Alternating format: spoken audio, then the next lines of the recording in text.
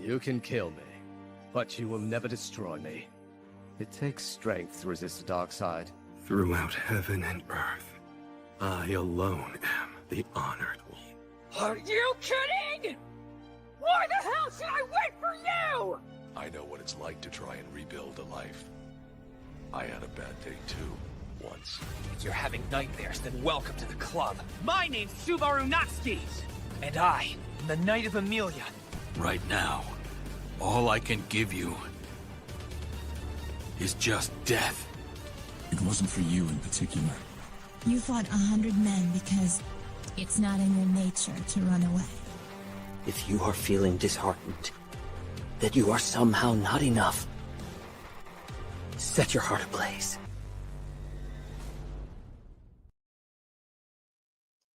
Good evening, ladies and gentlemen. How are we doing tonight? Welcome to the weekend Weavery recap that I do called Animated. Thank you for joining me here tonight. I am Crimson Law. And I hope that you are ready to have some fun tonight, because we're not here to focus on the real world. Forget all of that batshit insanity that's going down. We're here to talk about some anime. And now, of course, the big thing of the week, like the most important news that we have to talk about this week is, of course, Demon Slayer Infinity Castle has released. So we got the first of 3 movies in a series that is going to be the end of Demon Slayer. So we'll be talking a little bit about that tonight. Obviously, we do have, the usual stuff that we're going to be doing, going over our weekly episode recaps. I got all of my notes ready and a few extra things to go on that one. However, I also have some, reading notes that I forgot to bring up here really quick. So let me do myself a favor and go grab those real quick and get going on this. In the meantime, hello to Jeremy Turner and to Marcel. Thank you guys for being here bright and early. Or I don't know if you can really call 8 o'clock Central bright and early, but you're here nonetheless. There we go. Now I look a little bit more like a ghost, my pale white face. Let's see here. What was the first one?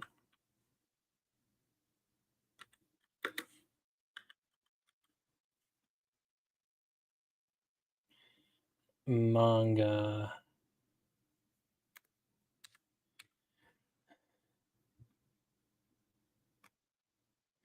Demon Slayer movie was visually spectacular. Unfortunately, it peaked with 40 minutes left in the film. I have some interesting thoughts on that one, and we'll get into that in a bit here. But I got to pull up 2 manga that I did read this week that I do kind of want to talk about. So, here we go. Okay.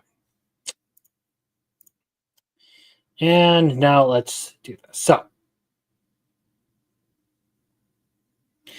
let's start here. So this is the first one that I have to talk about, if it'll come up. And this is, I'll make this full screen so that everyone can see this a little bit better. But this is A Cave King's Road to Paradise, climbing to the top with my almighty mining skill. It's effectively what you would imagine to be the stereotypical sort of like slop fantasy anime that slop fantasy series that you would find. Like, dude gets a seemingly worthless power and is exiled. In this case, he's exiled from the royal family because he's a prince to a backwater like little location. In this case, it's an island out in the middle of the ocean that is completely uninhabited, and it turns out his ability is super useful for what he's doing, and he starts to thrive there. Congratulations. It's an okay kind of series. It's one of those like stereotypical like med manga that I would pick up.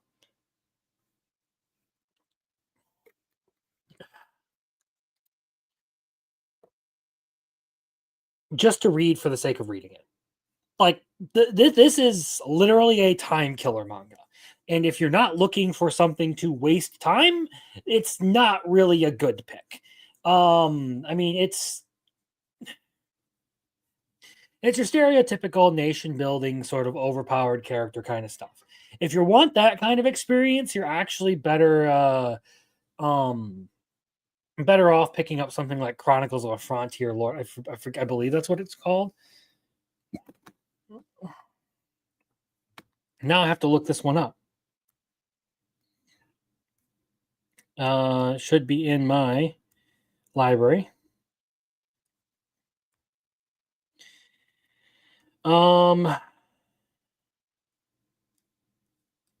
Nope. Library, your books.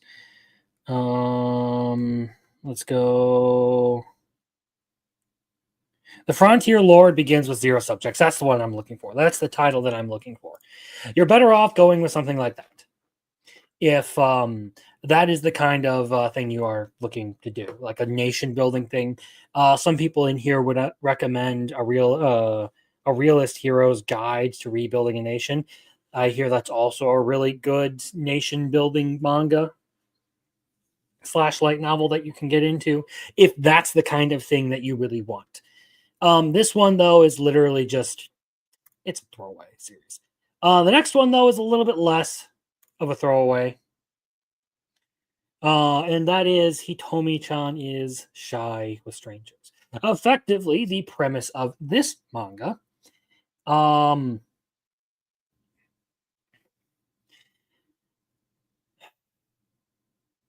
Effectively, the premise of this manga is that it's one of those sort of like height gap romances where you have, this you have short dude and really tall girl, classroom romance kind of thing. And our tall chick is just really bad at making friends. She is incredibly shy, isn't really good at opening up to people, and happens to meet like the one person who gets along with her decently well, and you go from there.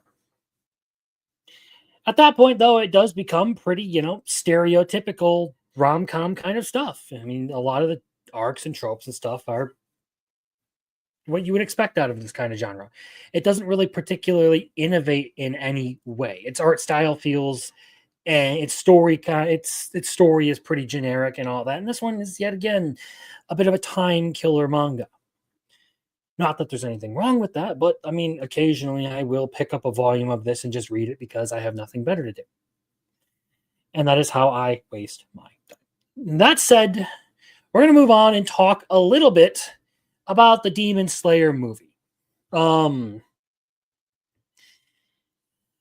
Because that is the big thing that everyone is probably talking about right now. So aside from its massive success, which I do think it deserves, the movie is very, very good.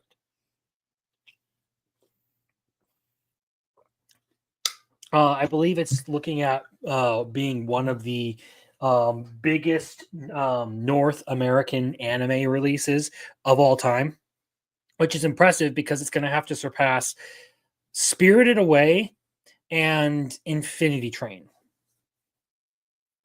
Another Demon Slayer movie, ironically. Still, to break down the movie a little bit and talk a little bit more in depth. Visually, the Demon Slayer movie is exactly what you would hope it would be. It is absolutely flawless in the visual department. There is one scene where they go for like a more stylistic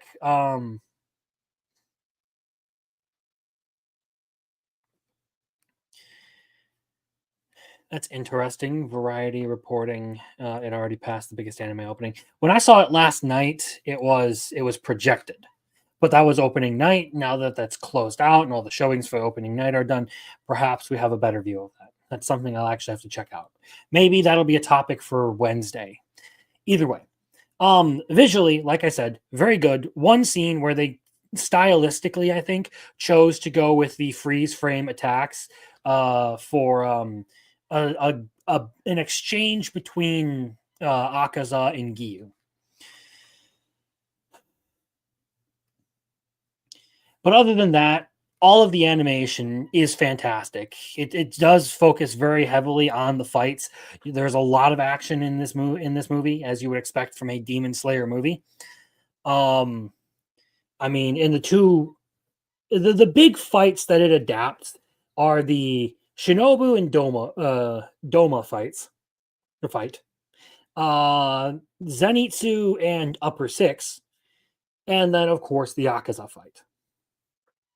And now, personally, two of my favorite parts of the manga for Demon Slayer were the Zenitsu fight, because Zenitsu's fight is the conclusion of his character arc pretty much, and it's a really good way to, round out his character.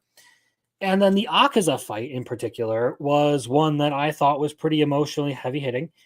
It was one of the better developed moments for the whole series, one that I thought really did capitalize on a good backstory and making an interesting villain that explains a lot of why he butts heads with other characters. And that fight is just fantastic. All of the plot threads that are tied up in those are great, particularly with Akaza, because now you have a conclusion to the Rengoku line of storytelling, where you have this rematch between Akaza and Tanjiro, as well as Tanjiro and Giyu working together because they're kind of related in the fact that they both studied in the water breathing school.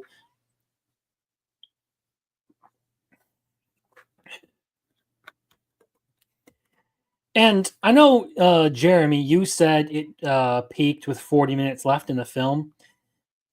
I disagree, because I actually really, really liked those last 40 minutes of the film,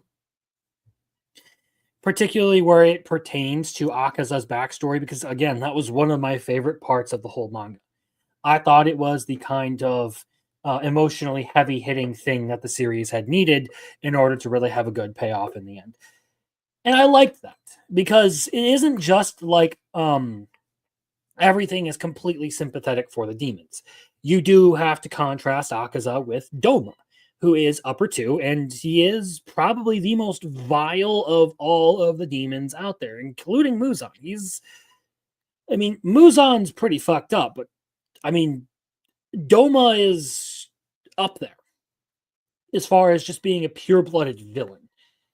Akaza, you get more of a tragic perspective on him. And I know a lot of people will probably complain about it, or why like giving him all these like tragic backgrounds. And I think a lot of people forget that like the Eastern view of a demon is a little bit different than the Western view of a demon, especially as you can compare it with stuff like Sword of the Demon Hunter.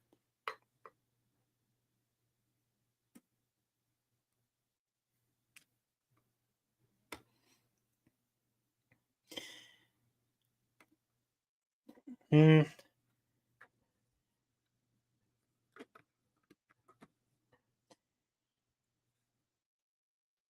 don't know. I don't. There's only one time where I particularly cared about, or had a negative view of that, and that was during Swordsmith Village. And Swordsmith Village is by far one of the like weakest parts. That and Hashira training, I wasn't a huge fan of. Basically, I feel like this whole series goes into a slump between Entertainment District and Infinity Castle. Hashira training is better than Swordsmith Village. Swordsmith Village is by far my least favorite segment of the show. Like, it was cool for the memes, all the America breathing stuff, yeah, sure, but it's the weakest story-wise. And in this case,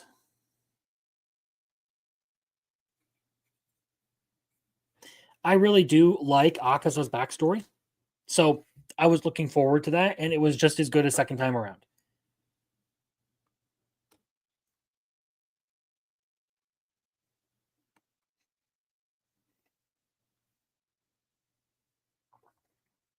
But again, that's kind of how Demon Slayer has always been.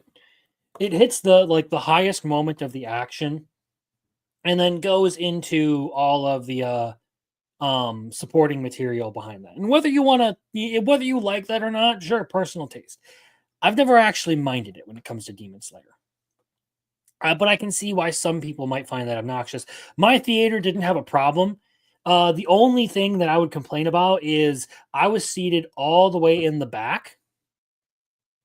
And there was some dude who happened to sit down in front of me who just wouldn't keep his head down. He was like seated up as high as he possibly could the entire movie.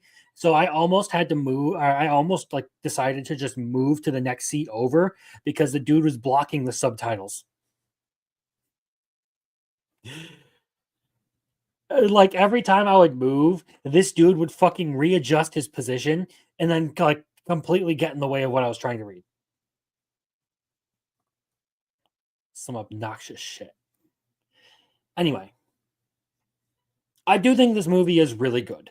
And I'm glad it adapted my two favorite parts of the series. I'm glad that they did them both well, especially because Zenitsu, of the three main characters, I think has the best like overall arc.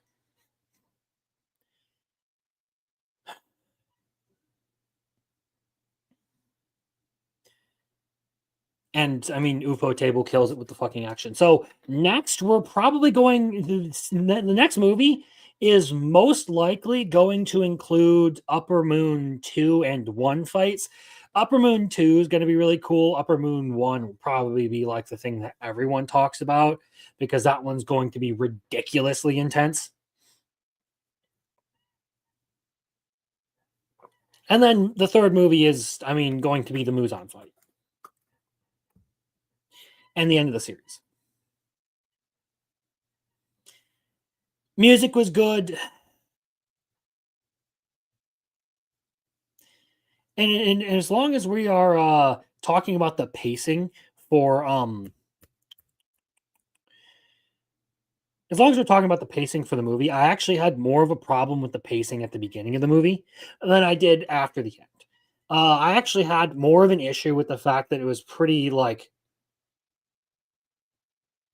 slow and to begin with, and then once it hit its stride with the Zenitsu stuff, it was good for the rest of the whole thing because all of those parts were things that I liked. I felt like the beginning was kind of a bit of a waste of time, showing things that, well, one, weren't in the manga, so you can argue that they actually do a better job in this movie of like showing the fight inside the Infinity Castle than in the manga, because this of course does have the opportunity to flesh some of those things out a little bit better than the original creator did, because they rushed the end of their series. They thought they were going to die. But personally, I felt like there was some stuff there that I just didn't really care for, especially like the Shinobu stuff. Like, I mean, sure, it's kind of, you know, tragic to start the whole thing out like that, but I never really cared for Shinobu as a character, so there's that. And to answer that question, no, this was not a bottle of Jack Daniels. This is unsweetened tea. My drink of choice for when I want something that has flavor, but I don't want to pump myself with any more unhealthy, like sugary drinks for the night. So it tastes better than water. It's just unsweetened iced tea. It tastes better than water to me, which you can find weird. I don't care. And it isn't terrible for you.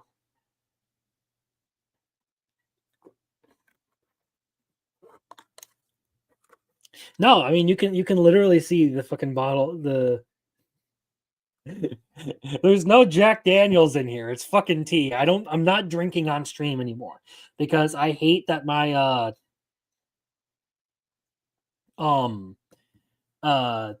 my drinking on stream usually leads to me not being satisfied with how well I carry myself during those streams. I like Shinobu, but you haven't seen much of her since season 1. It's not that I particularly hate Shinobu. It's just that as far as characters that I have an attachment to, she's like the least of my priority. I feel like they did better with characters like Rengoku, who was in the series for a short period of time, but I really liked Rengoku. Of course, you're going to have more of an attachment to the three main characters because they're around the whole time. And other Hashira are a little bit better because they have much more epic moments. Shinobu's whole thing is basically, I'm going to poison you because I'm too weak to actually decapitate a demon. It's, yeah. Anyway. Movie 2, Shinobu will probably matter. Shinobu's part in the fight will matter much more because it's really going to focus on Doma. I feel like that's probably going to be like the first part of the movie. And this is one thing that I am really glad that they did for Infinity Castle, is they took each fight one at a time. They didn't like intersperse them. They did Shinobu, then they did Zenitsu, and then they did Akaza. And they didn't like just like cut between all of them like they were happening at the same time.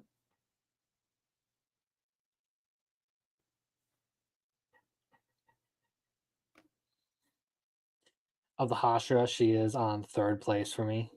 1 Rengoku, 2. I agree with 1 and 2. Rengoku and Tengen are some of my favorite Demon Slayer characters. I would say Rengoku is, number 1, and then I don't know, I would say Inosuke, Zenitsu, Tengen.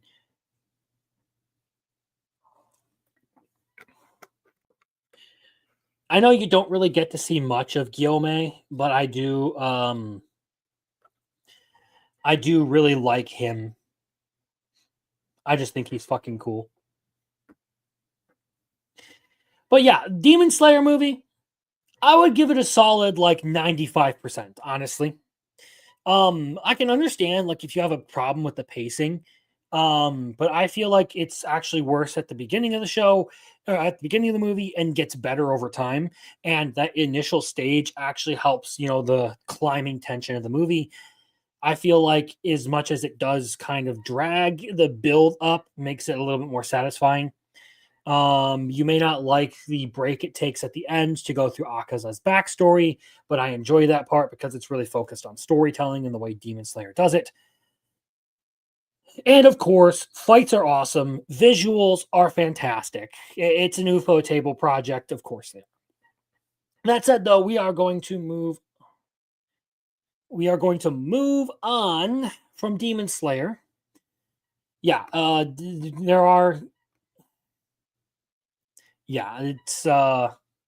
it's nice to see that we do get some of that throughout this series. That's one of the things I do respect about Demon Slayer, is it wasn't afraid to kill people. And I do think that helped emphasize, the actual danger, the stakes that were involved in this whole series. And this goes all the way back to like season 1 when people were dying. But again, I'm trying to move on here and talk about the big event for the night.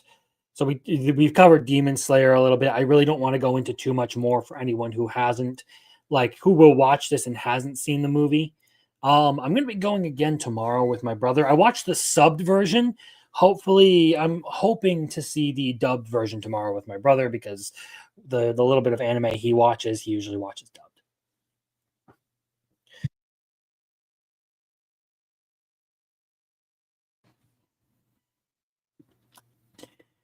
So, I don't think I ever said a proper hello to you, Direwolf. It's nice to see you around, man. We're going to move on to talking about the anime stuff for tonight, because we certainly have plenty to talk about. So, this is where we left off as of last week. And pay attention, or don't pay attention to what's going on at the bottom of the screen there. We don't need to acknowledge this until a little bit later. It's coming to the end of the season, and I finally started watching Bunny Girl Senpai, the 2nd season. Not going to be able to talk much about it, but I did finally start watching. My bad.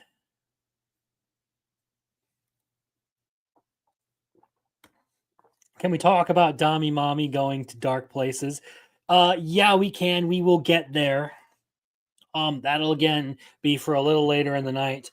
But just so I can keep things in order, we are going top down as per usual. So let's get into this. Starting off the night, we are talking about Dandadan, and we are in the midst of the Kaiju arc. So last week we started with our introduction to the Kaiju, and I won't say anything else beyond that because I don't want to spoil it for people.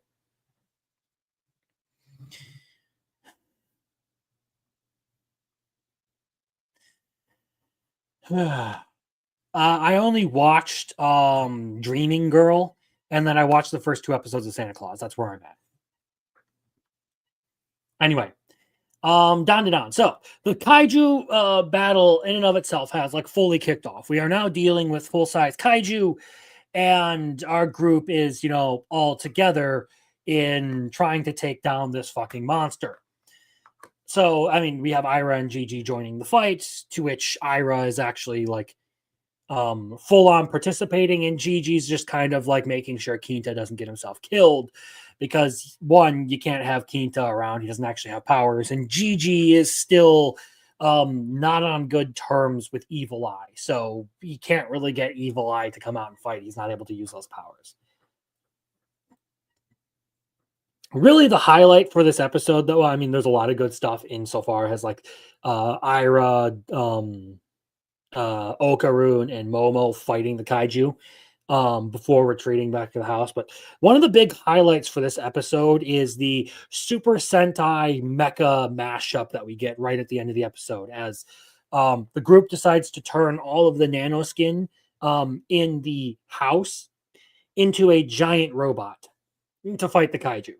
So we are full on going Pacific Rim on this bitch, and it is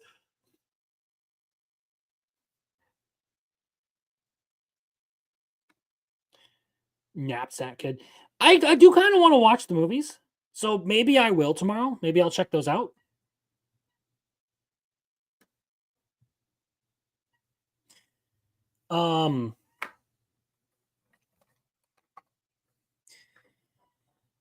But yeah, I have I just kind of wanted to get into the one that I'm actually going to be able to talk about on here. And now that we only have like 1 or 2 weeks left, I'm finally able to say something about it. Because in all honesty, next week, a lot of these are going to wrap up. And then the week after that, we're pretty much done. We'll be transitioning into fall anime. So 2 weeks from now I'm going to be doing again the chat open panel.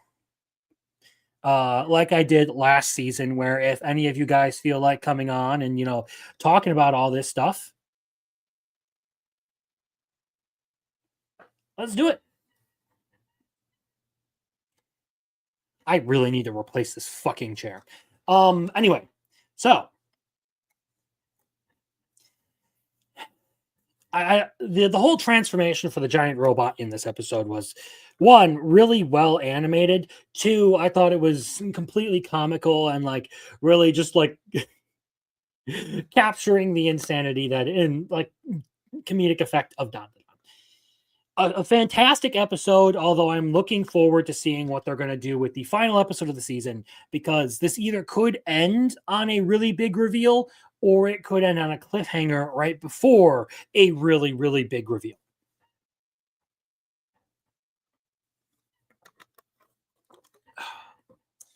All right, I'm out of tea. Now I have to go to water.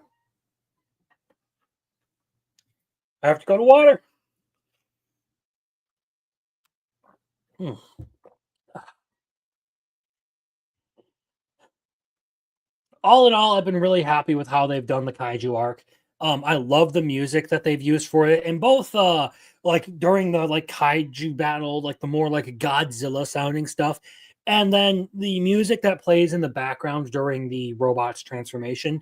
All of that is just great. I love that kind of stuff. This is one that I think Dandadan is one that I think can genuinely be watched sub or dub, because both are great. The sub is better, but the dub is also really, really well done. It's one of the better anime like English dubs out there. This is one where, like, I think AJ Beckles does a fantastic job. I mean, Turbo Granny, Alex Lee as Gigi, all of it. It's fantastic. But the next on the list is my next favorite anime for the season, My Dress Up Darling. And this is an episode with a little bit of an interesting point to it. One that sort of conveys one of the many themes that My Dress Up Darling contains. And now the big thing that comes out of this episode is the don't ditch what you love because you're just because you're supposed to grow up. And there's actually a I need to find this quote.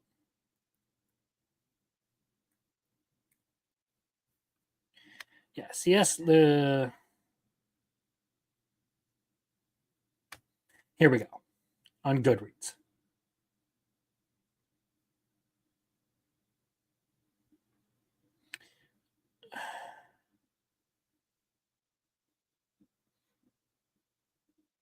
That's a little bit bigger of a quote. Either way.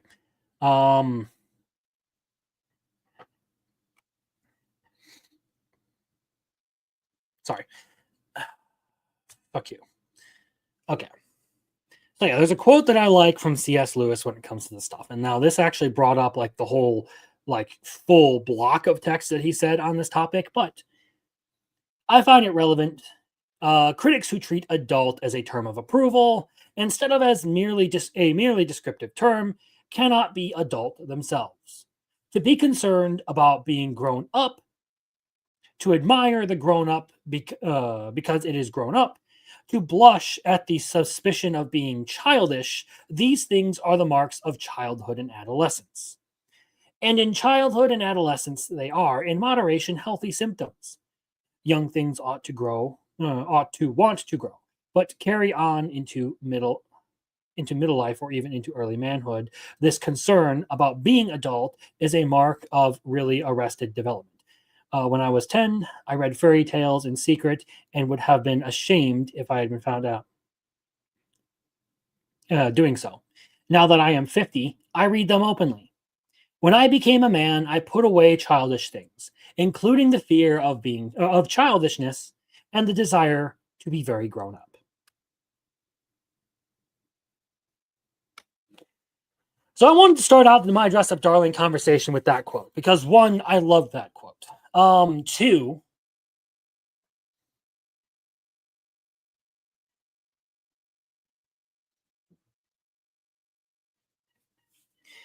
it really pertains to how My Dress Up Darling plays out in this episode. The big thing, like I said, we get the one thing that gets focused on here in this episode is Juju's reservation about like cosplay. Like she's getting to be college age. And she's worried about the fact that like she's going to have to grow up and abandon all these things. And some of the older cosplayers at the event doing the coffin cosplay with her are like, why do you have to give it up just because you're an adult? It's actually better to do cosplay as an adult because you have more money to spend on your costumes. With Akira, you get a similar message because you get her backstory in this episode, particularly with how like her parents treated her like she was supposed to abandon all the things she loved because she was growing up. And therein is kind of the big point, the thing that I really loved about this episode is to emphasize the fact that just because something is perceived as childish does not mean that you aren't allowed to enjoy it. It's kind of always been weird to me that people like grow up and decide like, oh yeah, cartoons are for kids, so I'm just not going to watch them anymore. Even though there are a lot of really good cartoons. Like you can, I mean, ignoring anime, you can go straight to the DCAU. Those are cartoons made for kids, but they're fantastic superhero stories. Batman the Animated Series, Superman the Animated Series, Batman Beyond, Justice League, Justice League Unlimited. All that stuff is fantastic. Am I supposed to give up having fun because having fun is a childish thing? That's the most Matt Walsh concept out there. It is literally the most Matt Walsh kind of concept that you can come across.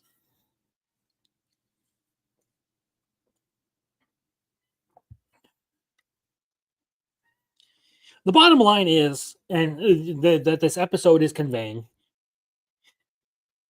you shouldn't have to be ashamed of what you like just because it's perceived a certain way. Obviously, that doesn't apply to things that are actually criminal.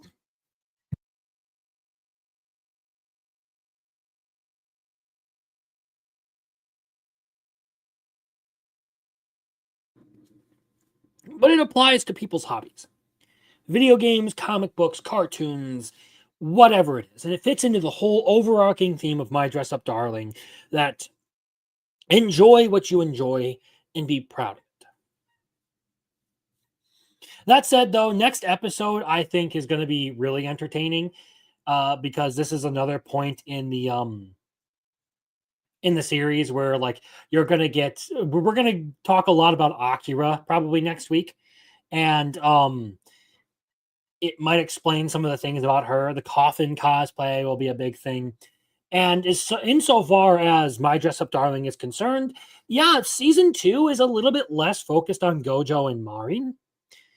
If they do a season 3, you will probably see a lot more focus on Gojo and Marin, because in this arc, it's more so in this like leg of the story, you're more so focusing about or more so focusing on this like element of Gojo coming out of his shell and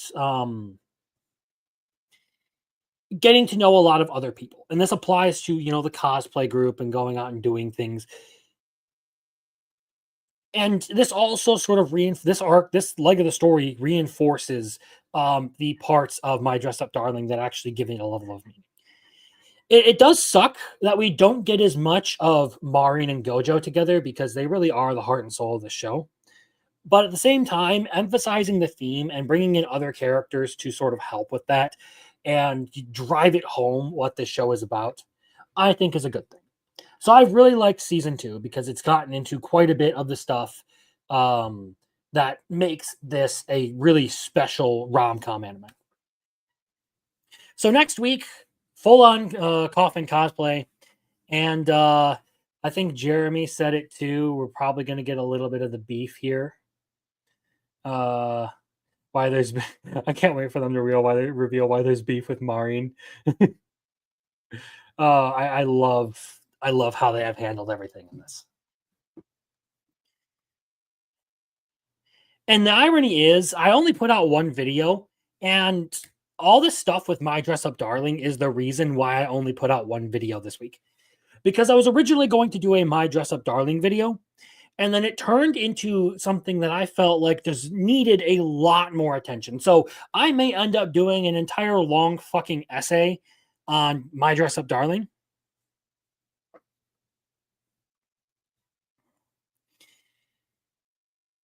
And I feel like it deserves it, because there's a lot of things that I do have to say. And I got into it and started realizing, like, there are so many things I need to touch on. I should probably sit down and devote a decent chunk of time. And these next 2 weeks, I probably will have the time to actually dedicate to it. So I decided to go with Clevitas, and I am really glad that its episode this week did not fucking disappoint, because that is the next one we're going to be talking about. So holy shit. This is like, I do not regret saying that this is an amazing anime in my video. I am so glad that I was able to put that video out and then watch this episode, and was really happy that it lived up to what I was expecting it to live up to. A lot of crazy things just happened in this episode. Like a lot of lore stuff with Clevitas. I think this is a really good continuation of what we were getting into last week. So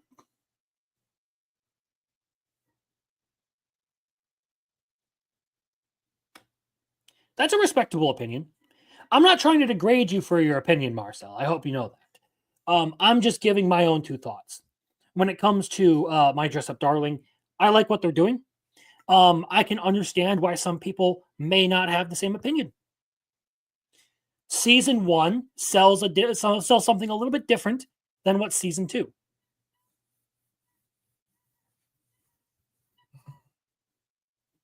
But I like both parts of My Dress Up Darling. So, yeah. Clevitas was amazing.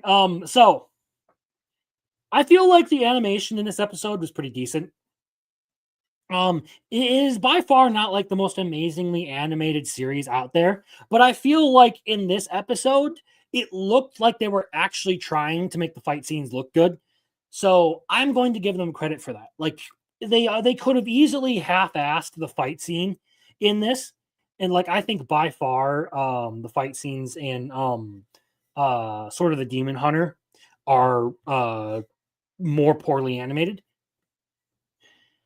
But Clevitas, it looks like they're actually trying to do something that looks like a competitive level of animation, I guess you could say, with other series that are out there. But the story in this, that's some insane shit that just happened. So, to talk about what happened here, we learn what the Forge is and all of the lore behind it. We also learn a little bit more of the lore behind, the Legend of the Heroes and just why humanity is in the situation that they're in now. And there are some really, really crazy implications that happen here.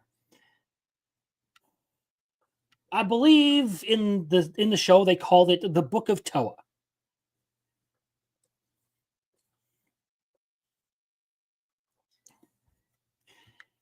And with learning about the Book of Toa and what it was and the hold it had on the Hydanen crown,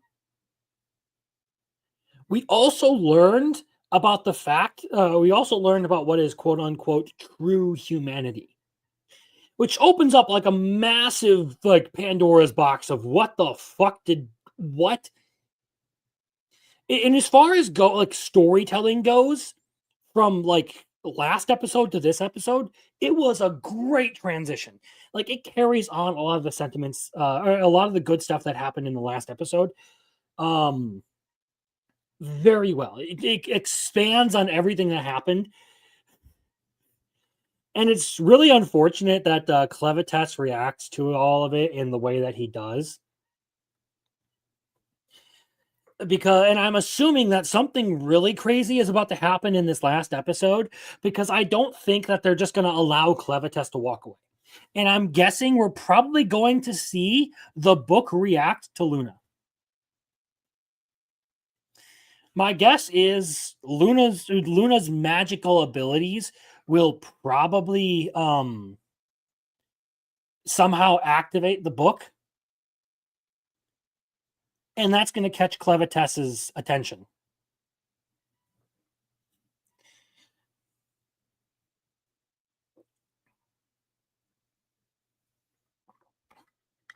He was like, F this shit, I'm out. Yeah, exactly. So I really liked the Drell fight. I liked a lot of the lore we got out of this. I thought it was a fantastic episode of Clevitas.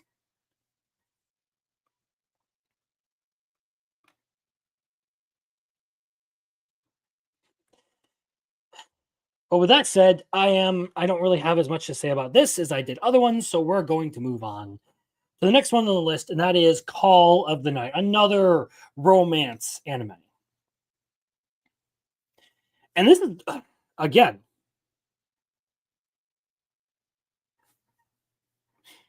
it looked like it was ran by a potato. Man, big ol' shut your bitch ass up, okay? Shut your bitch ass up. It was not as bad as what you made it out to be in the DMs. Anyway, Call of the Night. So, in this latest episode of Call of the Night, we finally get like a bit of a resolution to this whole thing with the detective. And I thought that this arc has played out really, really well.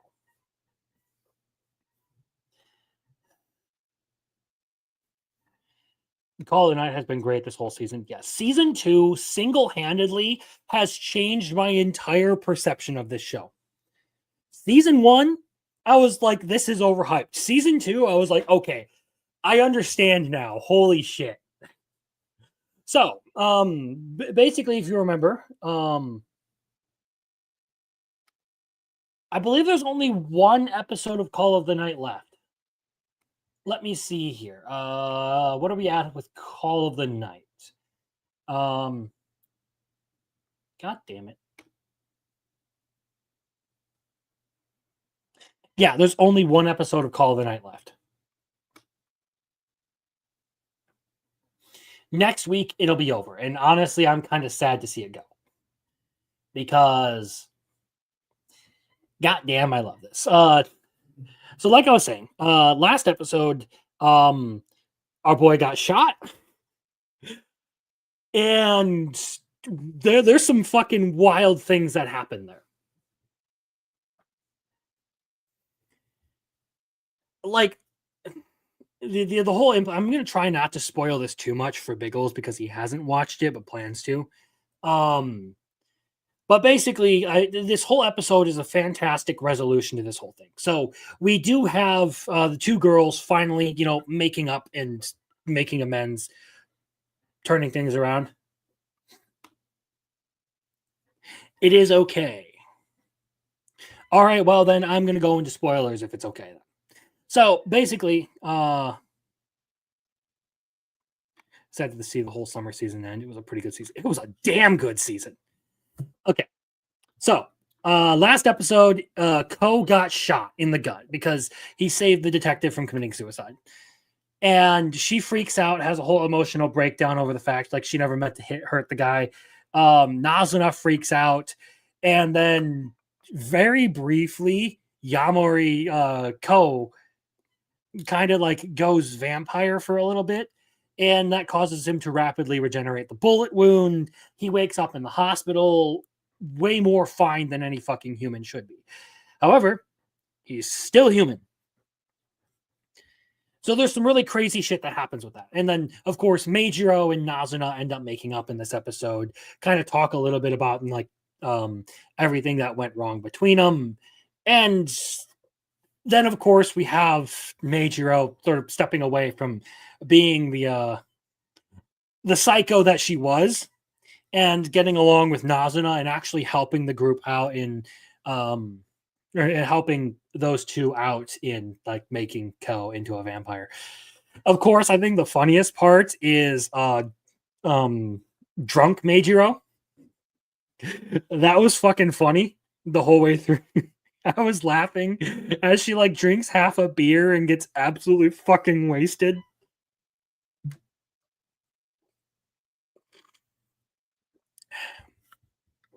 I don't know why I'm tipping this back. I don't need to. There was a straw in there. I'm munted. I am fully munted. Either way, I think that this whole thing was a really good payoff for this entire fucking arc.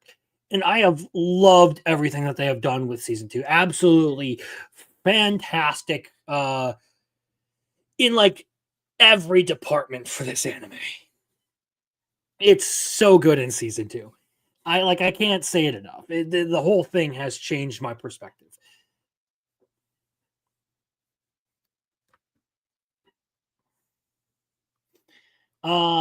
Secrets of the Silent Witch. And orders another beer when she hasn't even drank half of it. Yes, yes. I love that whole interaction. I thought it was hilarious. There's so many good anime this season.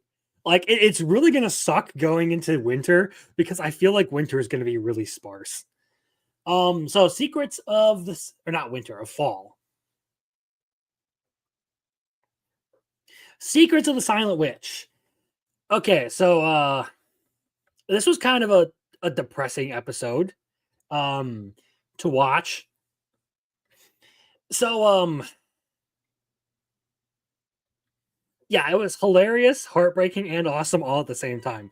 Like it basically you could make a compilation of Monica noises just out of this episode alone. Like just Monica's reaction to everything that was going on was hilarious. Being made the chess captain, or they wanted to make her the chess captain and everything because she's really good at it. You have fucking Captain Spazatron over there going on and on about how chess is like music and all that, and he's like prattling on and on.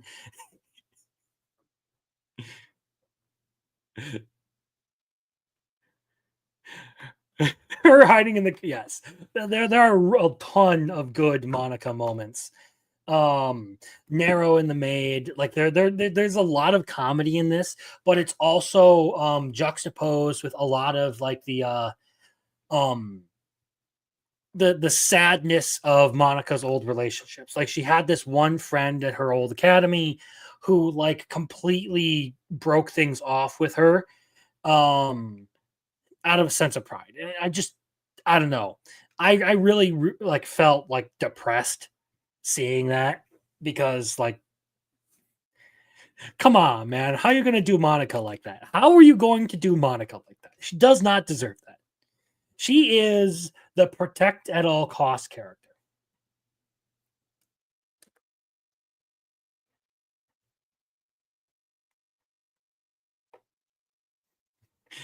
She should win the Must Protect award, even though she could scorch my ass.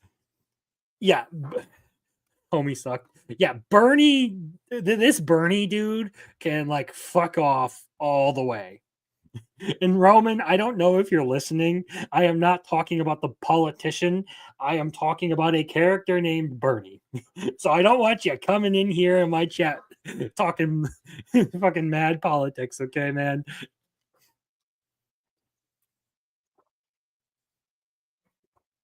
We should make a category just for Monica. Yeah, when we do the Biggles Awards, we probably should make a category like that.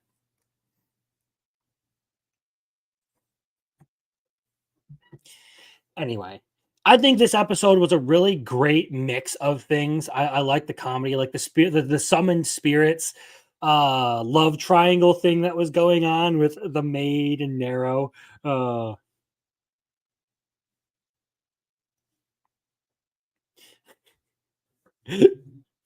Oh, why can't we have Best Monica? The Monica Award goes to Monica. There was a lot of good comedy in this to balance out some of the harder, like more depressing elements of it. But that said, I'm looking forward to how this one wraps up. How many more episodes do we have of Secrets of the Silent Witch? I believe 2. I believe there are 2 more episodes of Secrets of the Silent Witch. Anyone reading this one yet? I may pick up the light novels, because when I did my video on this, a lot of people said that it was a really good adaptation of the light novels. And that there's quite a bit of material on this one. Unlike Clevitas, which is a very, very short web novel series, or not web novel, it's a webtoon. This is completely random tangent that I got to go on here. I wanted to go like check out where Clevitas was going to go. I wanted to see if there was something like I could get into physically after the anime was done, so I could continue on with the story. It's a webtoon, and the anime is about to adapt just about everything that is available right now on the webtoon. So there is going to be a very long time before we ever get around to getting more of this anime, if it actually comes out with more. And I'm really hoping that it gets a physical release, because I want to add Clevitas to my collection. I think it's a really good story.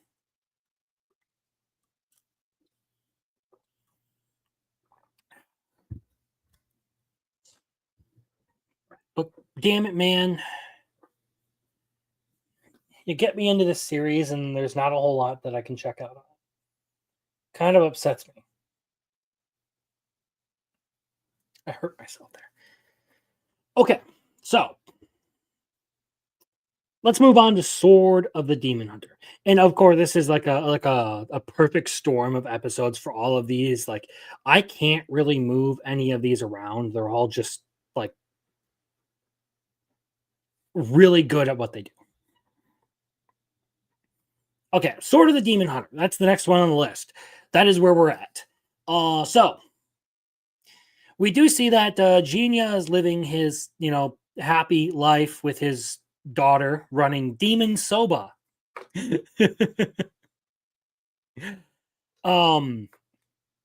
And at night, taking on additional jobs hunting demons.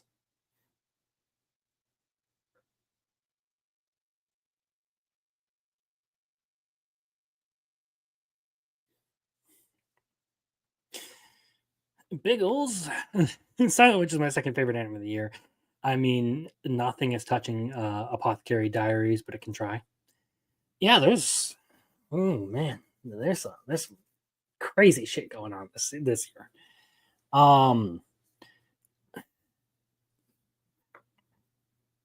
Okay. Anyway, the Demon Soba thing going on. Of course, we have another demon slayer hunter showing up, taking on a job with Genia to go hunt a demon who has the same face as her.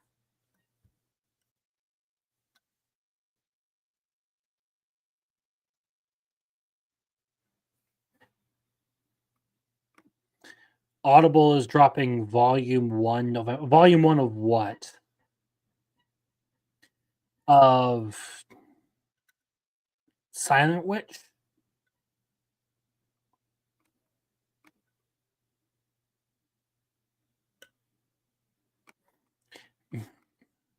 Oops. That's the wrong thing. Makes me afraid, though, that the daughter will die eventually. She seems to grow up normally. Silent Witch, okay. Yeah, perhaps. Perhaps that'll be a thing.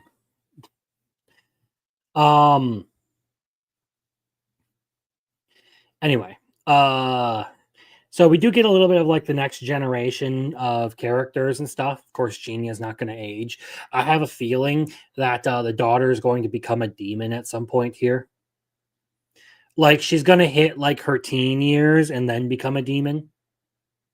It's kind of what I suspect is going to happen.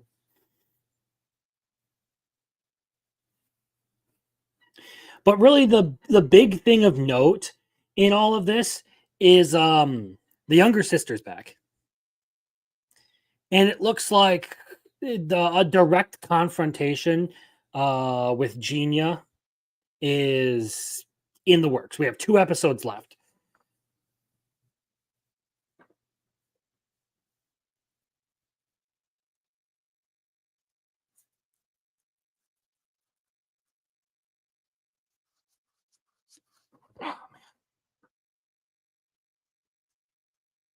I really hope I didn't get into like poison ivy or something, and that's what's going on there. On like right on my fucking like right here.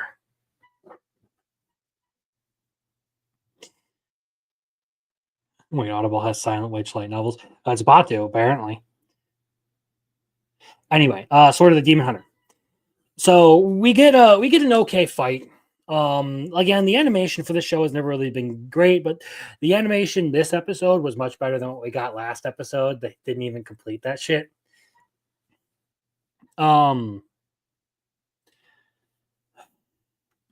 Really just the story implications we're getting here, or not story implications, the way the story is going. We see that the sister is in this city, that she's working with these 2 other demons directly, and that's probably going to lead to some big confrontation with Genia.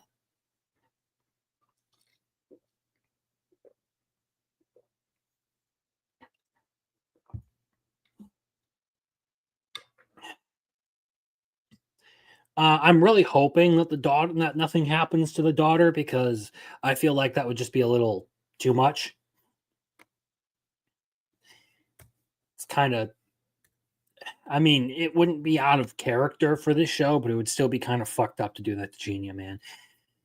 Like, just let bro have some sort of happiness in his life, for crying out loud.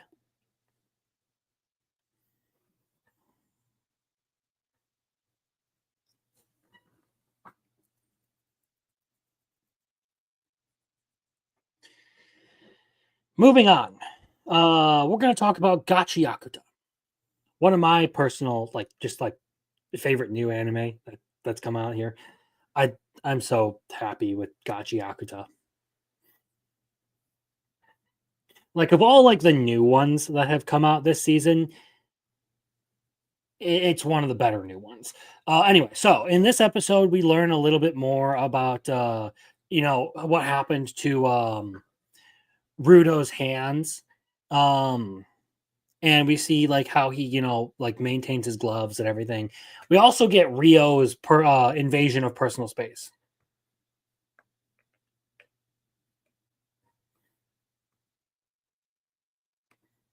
Wouldn't it almost be more fucked up if she died of old age and watching her dad never age? Yeah, that's why I think that I don't know. I feel like she's gonna be the one. She's gonna be the girl who was following. Would that make sense? Her following Genia around, like in the future, because this is 18 something. This is the 19th century, so it wouldn't be too far out to say that they've known each other for 100 years at that point.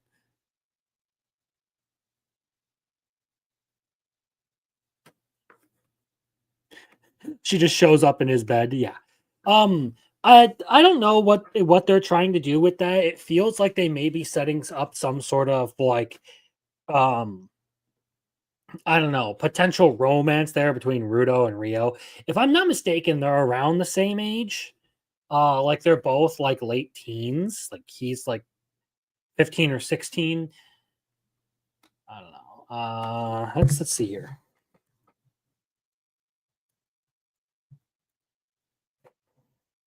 Whoops.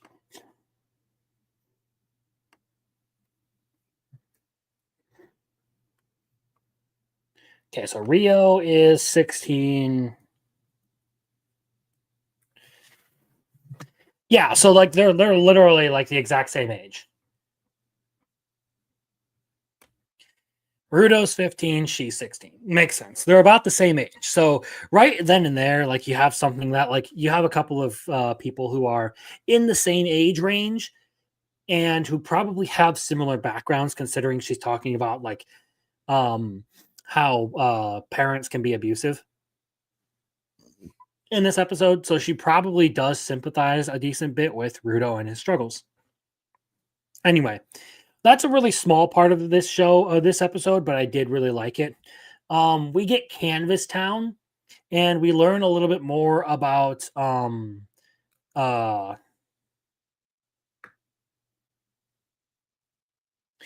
instruments. I always forget that term. We learn a little bit more about vital instruments and how some of them can be inherited.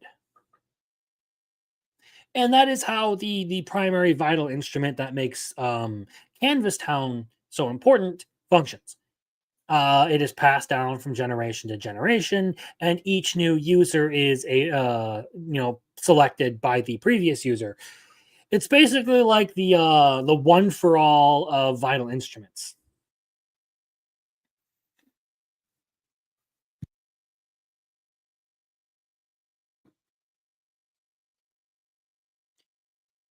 So there's a decent bit of world building that we get in this latest episode of Gachi Akuta that I did really like. It sort of expands on a lot of like the power system, how it works, and we also get some new places, like a cool place like Canvas Town. Like, first of all, very interesting name. Second of all, like a really cool location just for like the lore of it. But also we get a little bit of the character development, especially with, like I said in the beginning, Rudo and Rio's like stories there. We learn a little bit more about them, and we kind of get a sense for like what they've been through. Because we still haven't really been told exactly what it is that happened to Rudo and why his parents didn't want him. Just that they're responsible for what happened to his hands. They threw him out. Yeah. Anyway, I've been loving Gachi Akuta. It's a little bit on the slower side when it comes to story, but I like that about it because it builds a smooth, consistently good narrative all the way through. All right, Ruri rocks. I'm a little sad to not see Nagi in this latest episode, but it does do a little bit more of the Imari stuff, and I'm kind of glad that they gave her like a focus in this episode, because she's a character that actually, does deserve a little bit more attention. So in this episode, focusing more on her, we get to see a little bit more of like her personality, how she treats some of these situations, all that. And we also do see a little bit of Nagi's character in all this and how she treats leadership and, guiding the people under her. And that's one of the things that I've actually liked about Nagi as a character, aside from the fact that she's just hot, like fucking amazeballs hot, is the fact that like she's actually really good at pushing people to grow and develop their skills and like finding the things that they're good at. Like even with Ruri, she was able to get Ruri, this scatterbrained sort of ditzy girl, really interested in a hard science because she was patient with Ruri and she was able to use the things that Ruri enjoyed to get her interested in the field. Nagi is a really good character for that. Anyway, Imari. Let's talk about Imari. So it was a good storytelling episode for this one. I liked the train mystery. It wasn't like the greatest mystery of all time. Like you kind of saw it coming the whole way through, but it's still a good narrative for this episode. And like we get to talk a little bit about like the pink manganese and all that. And it does give you like another little bit of like how geology is tied to history in this one. So like records and story and like all that kind of stuff and how it ties into like the geology and it ties the geology and history of the region together. That part was nice. We also get to see a little bit more of that Shoko Imari dynamic where Shoko looks up to Imari because they kind of have a similar mindset, whereas Nagi and Ruri have similar mindsets when it comes to the field. So like Nagi and Ruri are very like hands-on when it comes to like their research, whereas the other two are much more like scholarly, I guess you could say. They're the ones to look into source material and records and all that. And I have a little bit more of a quote unquote professional approach to things.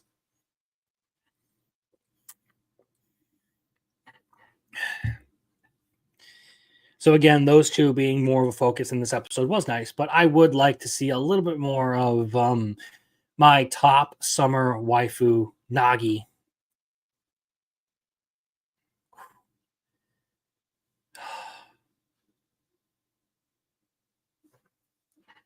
God damn, girl. God damn. It's not a want, it is a need. It is a need, okay? Anyway. So,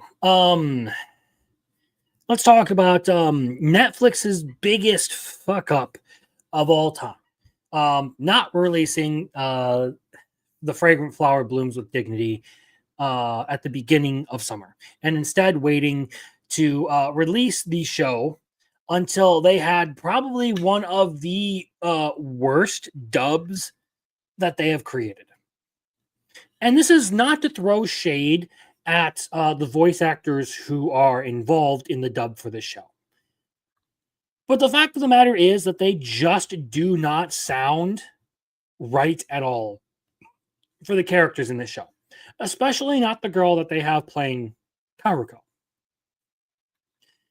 This is one where like you can easily point to this as just a bad decision on the dub. I don't think their voice acting is terrible or anything in this. It's just they are the wrong selection for the characters. I think that is very easy to say. Anyway, so what happens in this episode? We get a lunchtime study session at the beginning, and we do see a little bit of the guys like getting along with Karuko and Subaru. It's nice to see Mr. Redhead basically getting treated like a kindergarten student with how they motivate him to study and all that. That was funny. And then we get a little bit of like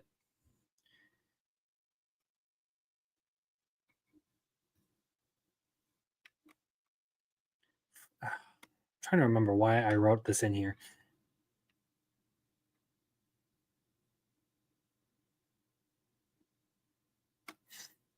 I watched the German dub and it was hilarious. Many complained because of the youth talk, but for me, it just added a great comedy layer. Interesting. I mean, if I could speak German, that might be something I would do. But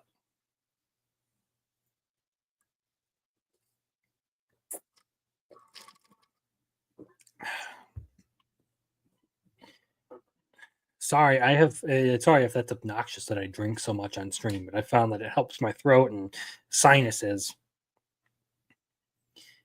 if I drink plenty of water while online here. Anyway, English dub for Fragrant Flower Blooms with Dignity was not good. Either way, Rintaro is like legitimately like realizing that he has feelings for Karuko, and he's terrible at hiding it to the point where even like the bluntest of dudes is just like, you like her, don't you? You really, really like her. That was entertaining to me, to see that part of it. And again, this is just one that's just like a really wholesome series to watch. It is one that's just genuinely. I have a note here that I need to make.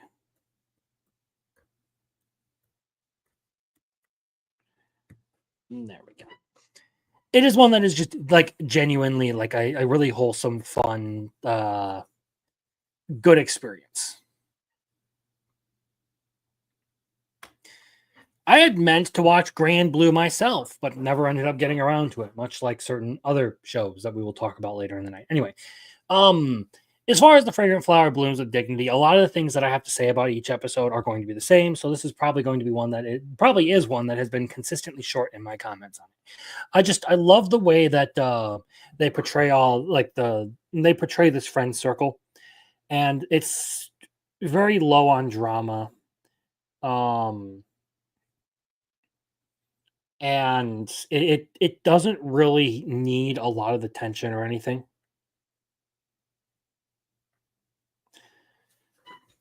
So it's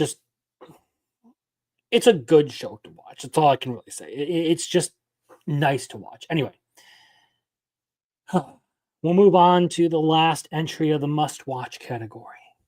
And that is Mikadono Sisters. Dealing with the Mikadono Sisters is a breeze. So, in this episode, we have Miwa having her whole mental breakdown because this is her struggle session now. And we do learn quite a bit about the character. So with the Mikadono sisters, each one has had their own personal struggle. Now we're at the final sister, Miwa. And she is having this whole thing over the fact that like she has lost 2 matches and it's the best 3 of 5. And she's having this whole like existential crisis because the only reason she's saying the only reason she plays shogi is because she wants the approval from playing it. Not because she actually enjoys it. She just wants the approval. And you going out of his way to sort of encourage her and be like, I get it. Like that doesn't mean that it's a bad thing to want the approval, to want people around you to make you feel happy.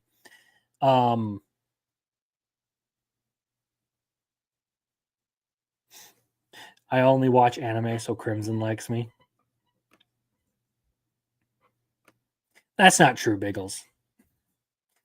Because you watch anime and I still don't like you. I'm kidding, buddy. I'm kidding. You know I'm kidding. And I know you can take the abuse. So anyway. It's going to be interesting to see how this one goes. How many more episodes of this one? The Mikadono, dealing with the Mikadono sisters. I believe there's 1 episode left. So I'm very curious to see how they are going to do this whole situation here.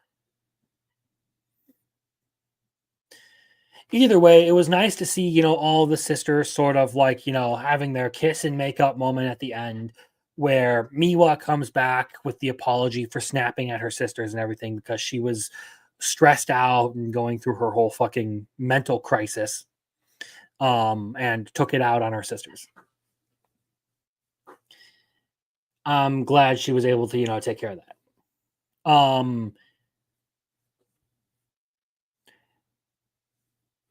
We'll move on from that because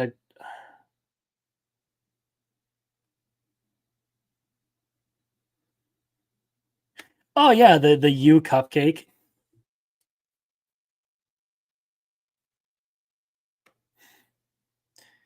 Yeah, a lot of these are going to be ending next week, and I'm gonna look. I'm just gonna say it. I don't know how many of the I may end up being like forcing myself to watch a lot of anime over winter.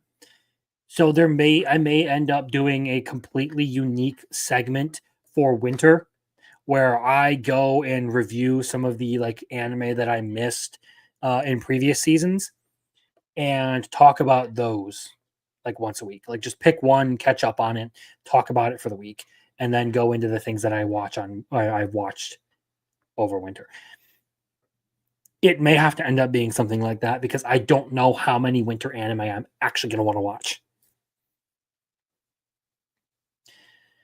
Anyway.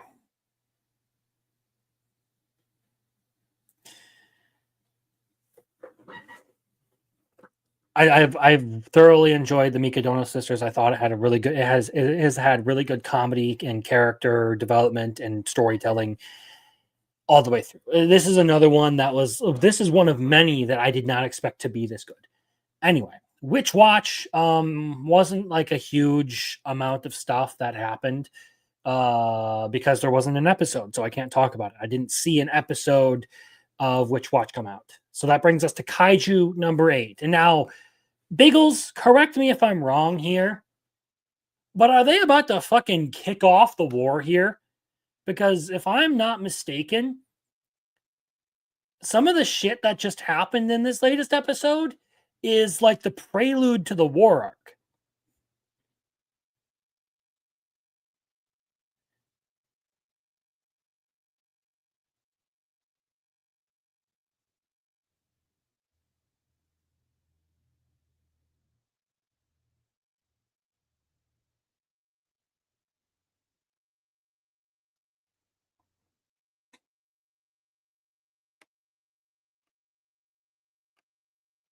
And the wedding kicks off the war. Ah, yeah. Okay.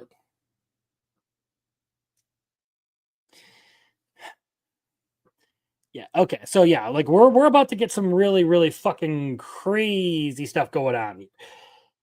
Which is I figured this whole season was gonna be like training, but no, it looks like we're gonna get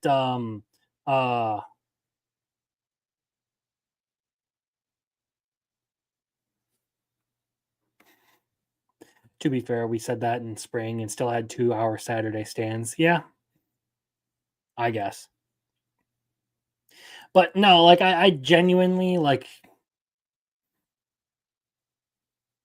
Anyway, either way, in this episode, we get a little bit more of the training stuff going on. We see Kafka actually, learning or getting in contact with his old friends and everything, and learning some of the squadron style techniques. I forgot to take notes on this one because it was one of the last ones that I watched. Fucking stupid ass me. Also, hello to the questioners.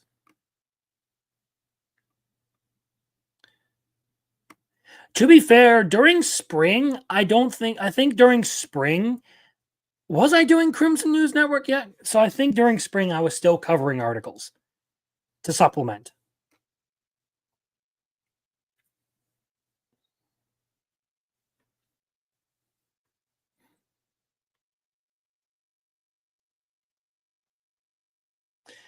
Anyway, so we get a lot of the training stuff, but really the big pop-off moment that happens here is we see a lot of like the new kaiju coming in and doing like they look fucking wild. How is Hoshina that strong without his suit? Yeah, I don't get that one either, because I thought that all their strength came from the fucking suits, but apparently not.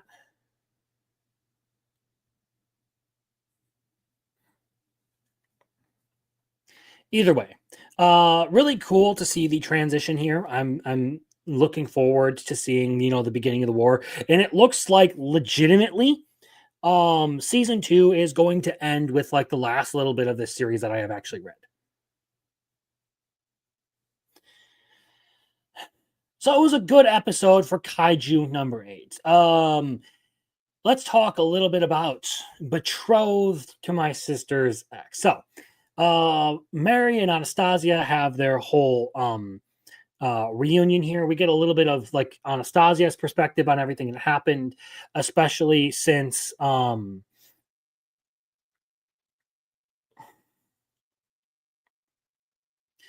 like Anastasia is under this impression that Mary is being held against her will and everything. And then you have the whole scene of like proving your love and everything, and Kyros goes a little bit fucking overboard with that, which was kind of funny. But again, this is another part to reinforce that Mary has actually finally found a place where she's treated well by everyone around her, and like people like really do care. And the final episode of this seems to be dealing with the family's fuckery.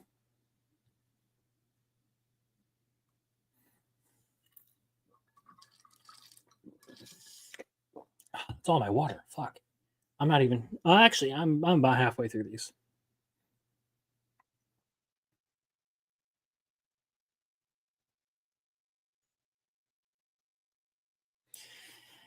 Insofar as this goes, I feel like they probably could just be like thoroughly done with this series in the next episode, and I would be satisfied with it. Like, I feel like we could see them deal with this confrontation, do the whole betrothal, and then do a little bit of a happily ever after at the very end, and this whole show would be over in one season. And I frankly would be pretty satisfied with that. I don't think that this is one that would need an entire season 2, because you've basically gotten through everything that this sort of romance arc needs. And I'm hoping that's what they do, because if that is how it goes, excellent little romance anime, really wholesome, where it actually matters. It's very well animated. I think the storytelling is great. Just an overall, like, much more, like, surprisingly good anime than what I thought it was going to be. This was one I thought was going to be a throwaway.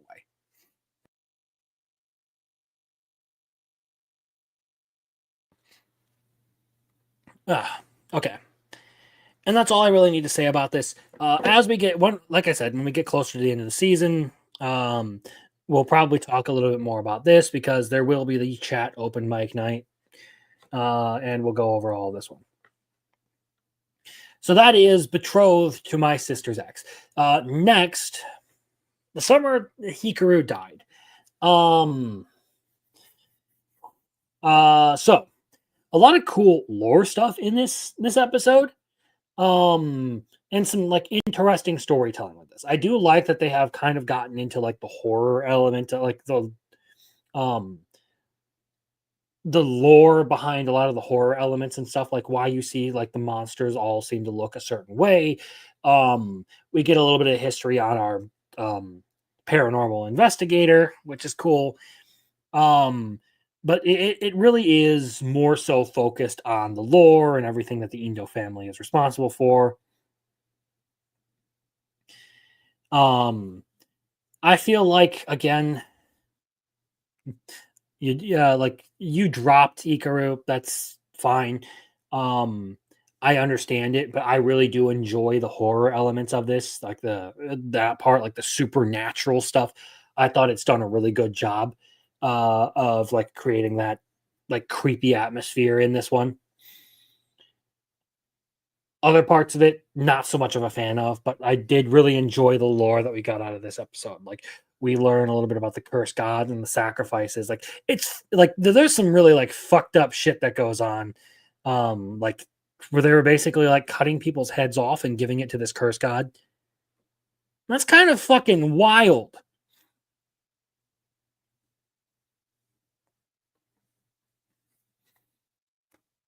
I left Mary off the waifu tier list. That was a fail. Mary is like that, like, you don't marry her because she's a bombshell. You marry her because she has like just an amazing I wouldn't say personality, but like her the content to her character is outstanding. She's just a really, really good person. And that's what makes her wife material. She is a beautiful woman. It's just not like Nagi kind of hot, okay? So yeah, the whole murder village thing in this episode of Hikaru I thought was really good. We get like a lot of history and stuff, and some of the animation for it has been pretty interesting. We do learn a little bit more about like I said, our swordsman, that he's, you know, blind, and he's been looking for like a god or something. The dude has some nefarious purposes. Like, he is on the side of humanity, but he has a couple of extra things in his basket. It's sort of a weird situation, but I have enjoyed this one. We'll move on now. Onmyo Kaiten. So now that we're kind of getting close to the end of Onmyo Kaiten as well, I believe we have one episode left. I feel like this is another one that probably will just be the one season sort of thing. I mean, because the whole love interest thing has been pretty fairly resolved and all of that. Especially as Tsukimiya she is like evil, like full on, like she is fucked up in the head. And we do learn a little bit of why Takeru is the way he is, why he has a certain abilities and all that. Because he's somehow related to Tsukimiya. And now we are at like the final yeah, and yet he still simps for her. Mm-hmm. Exactly. And now we're kind of at like the final resolution of all this. I feel like there isn't really she is hot though, so I get it.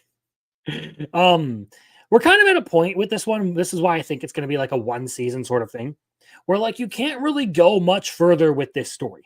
Like, you've basically put it into a point where like the next episode has to deal with the Great Time Bird, and take down Tsukimiya and sort of resolve this whole situation with the world line convergence disaster.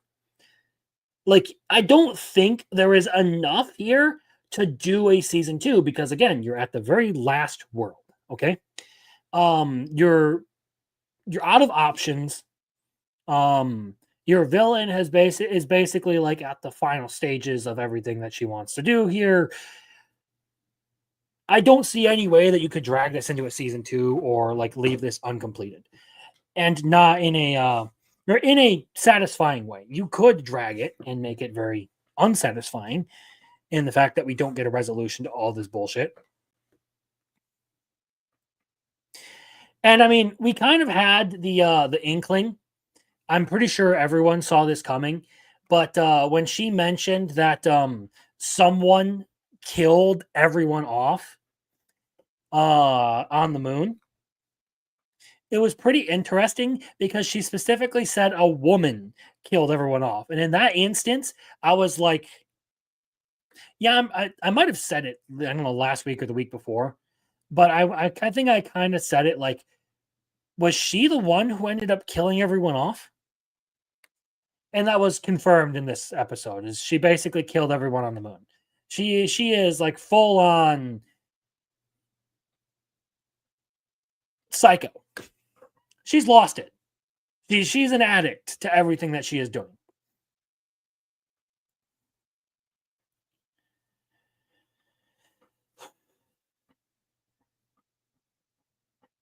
So like I said, you're at a point where everything's going to need to get completely resolved.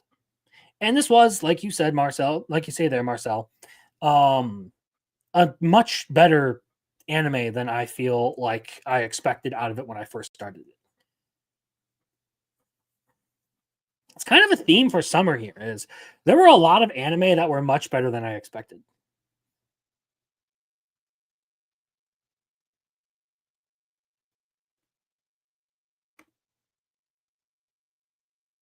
Swigs is mentally retarded. He said Banish Healer was pretty good, and the Demon Slayer movie was just okay. Yeah, that's kind of fucked. That's a kind of munted opinion. That's pretty fucked. Anyway, we will move on to Ugly Mug Epic Fighter.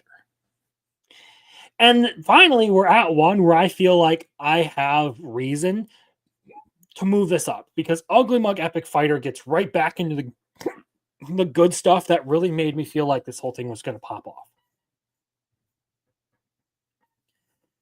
So I had my suspicions about this whole situation, given the very first interaction. But now I'm much more sure of it, given everything that has gone on in this latest episode. But I'm pretty convinced that Karina, the other almighty god, is the chick who accused Shigeru of falsely accused Shigeru in his first life. Like, just given all the context clues, I don't think there should be much doubt about that situation anymore. I mean, she recognized the one girl as the lady who had, attacked her with a knife. We also learned, though, that in his previous life, Shigeru had helped quite a few people. Like, just him being the person that he was had helped quite a few people. And with the character work that we get out of this and the storytelling that it's done in this latest episode, I am again reminded that Ugly Mug Epic Fighter is a much better anime than it ever should have been. I thought, again, this is another example of like just the trend this summer of shows that I thought were going to be complete throwaways being way better than what they deserved. Like, summer just went all out with fucking fantastic anime. So this is another one where it should have been just this stupid fucking gag isekai about a dude who looks ugly but is like super ridiculously powerful. Turns out to be a really like fantastically done episode. This comes out on Sundays, dude. Ugly Mug comes out on Sundays. So this is the episode from Sunday.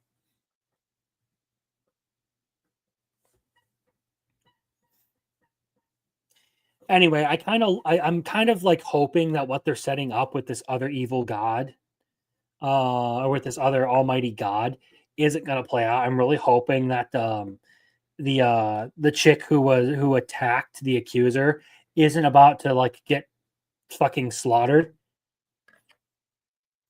I'm really hoping that nothing bad is about to happen here, but it looks like there's some crazy shit that's about to happen. And I don't want any of these characters to get hurt, man. I don't want them to get hurt.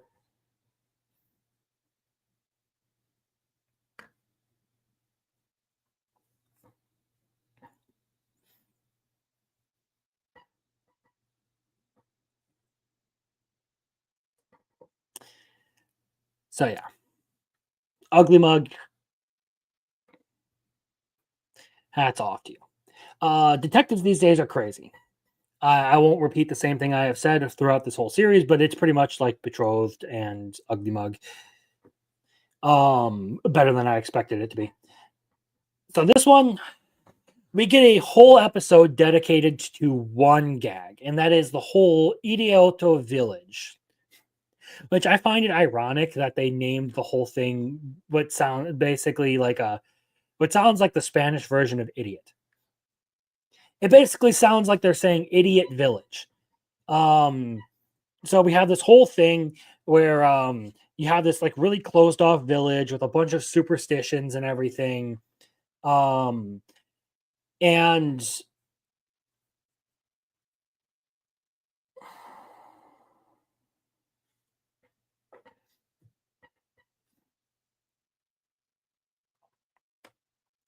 I don't know if vending machine is the one you want to go with.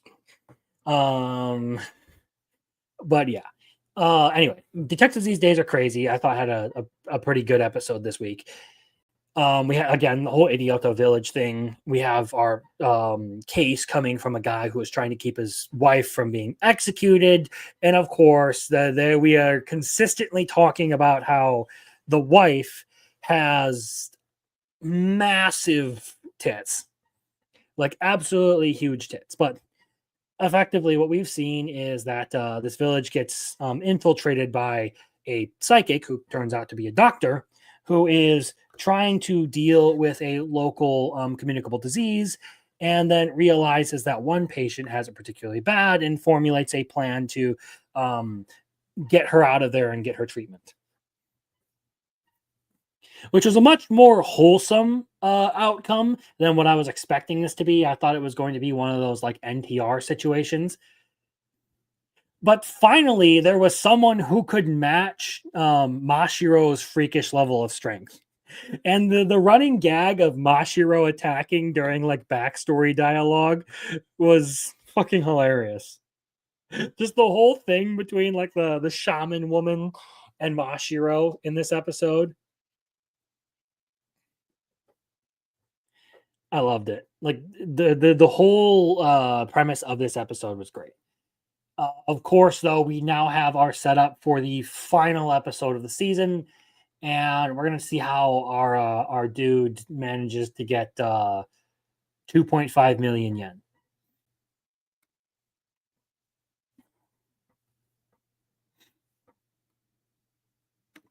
And they actually brought the police at the end, which hardly any anime ever do. Yeah, they even make a joke about that. Like, wow, the police actually showed up for this one. And they're surprisingly effective. You never see that anymore in these sorts of shows.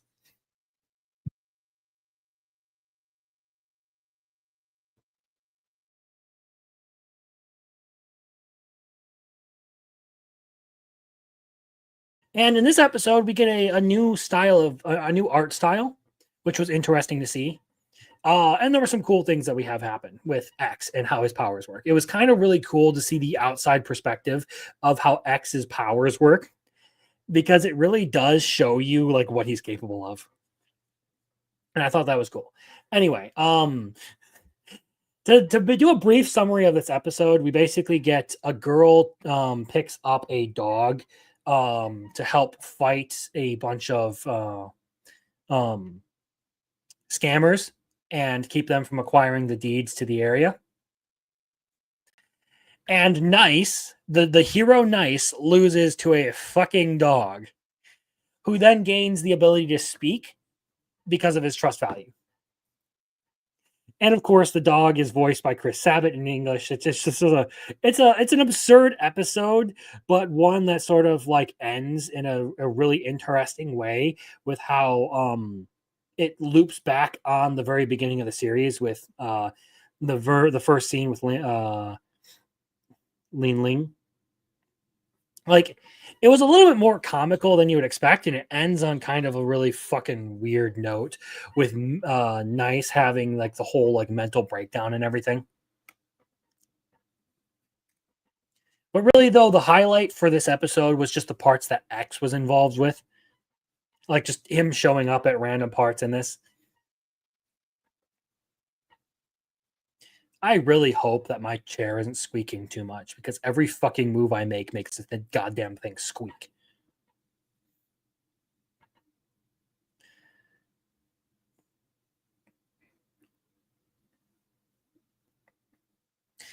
So yeah, I enjoyed this episode, although probably not my favorite part of this show. I feel like when it comes to Be Hero X, still the best parts of it have been Ghostblade and Lin Ling.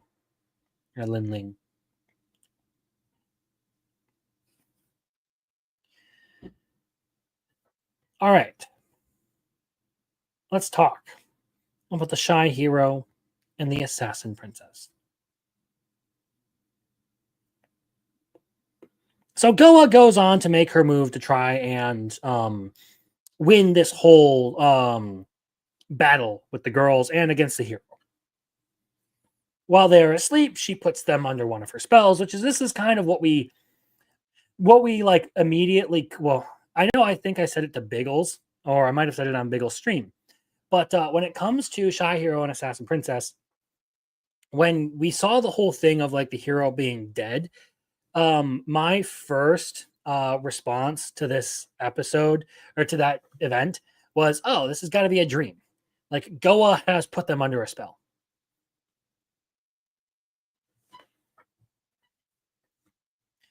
And I was right. I called it. I got it. I'm pretty sure that is live somewhere. Some of you have probably heard me say it.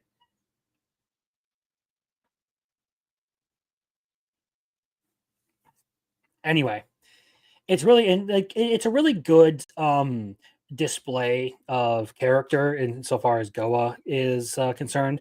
Like she has this whole mental crisis that she's really like insecure about people liking her because her powers effectively like force people to like her, and everyone is therefore terrified of her. So she is, sitting here like manipulating people into loving her because she feels like that's the only way that things can ever be that way.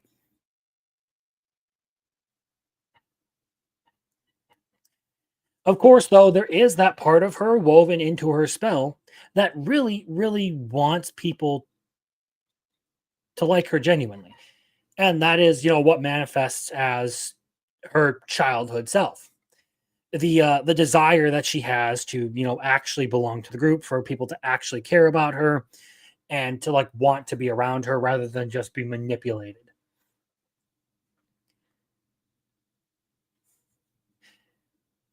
So we have basically little Goa invading everyone's dreams and like begging them to wake up, to keep going, to not fall into the spell and everything.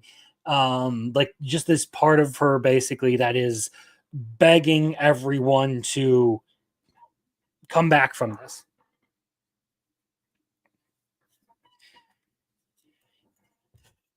And then, of course, you have Biggles. I love when little Goa bites Toto. Yeah. A lot of what's about to happen here in this next episode, I think, will be some good character stuff, especially given the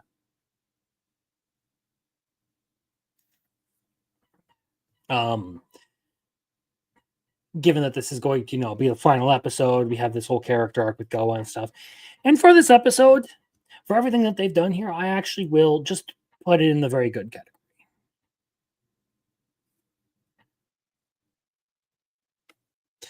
I like that her own wishes and maybe even Innocent broke through the illusion to get everyone out of it and continue their journey. And while I'm typing, you are already saying it. Yes. It's a really good episode insofar as storytelling and character development goes. This is one that I do feel like for this episode, I will put it there. It's one of the few moves that I actually have to make as compared to last week. Anyway.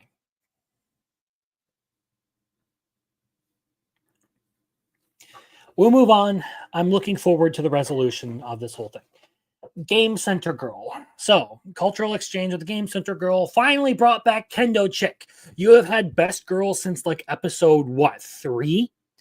And you haven't fucking used her. So we have Kendo Girl back, and of course Lily sees it as a rival. And that's another thing like I can't get behind about this show. The Kendo Girl, Best Girl.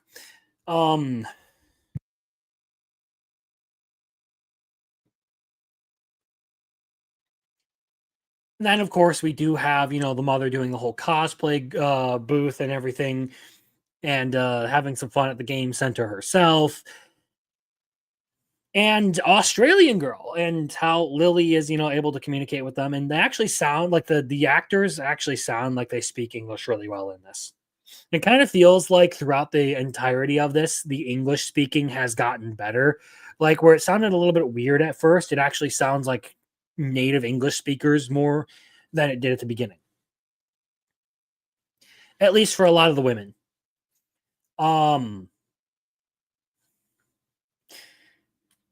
It was kind of funny though to see Lily acting like she was the superior in this one, like leading Kendo Chick around and like helping the Australian girl find a piece of character merch and everything. There are elements of it that I liked, but again, Kendo Chick is best girl. She now works there. Use her, please, for crying out loud.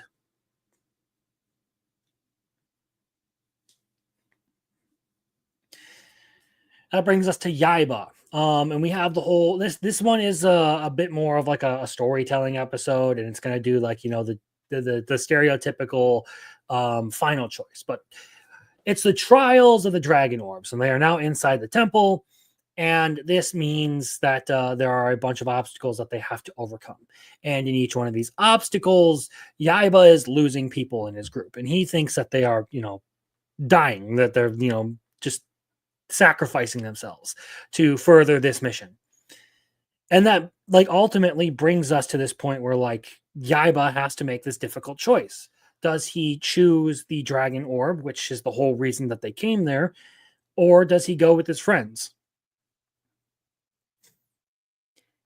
It's a very interesting choice that they're going to have to make. I mean, I think we kind of figure how this is all going to go.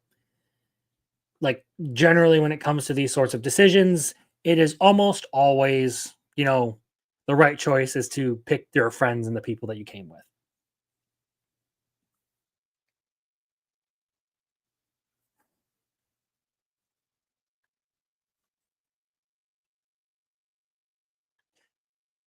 All right. Yaiba is one that I've kind of tired on over the course of its run.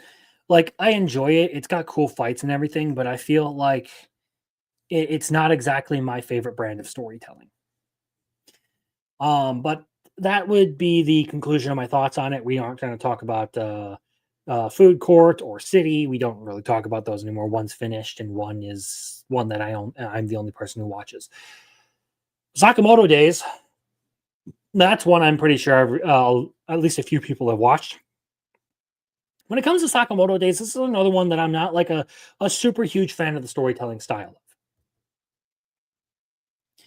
Sakamoto Days. So we basically have Shin surpassing his limit in this fight with the VR headset guy. Captain Audiophile, who can hear everything. He is basically like Zenitsu in this. Steps in and helps fight. But in all of this, it's basically just everyone, you know, doing the whole rundown on it. And like, it's a cool fight and everything.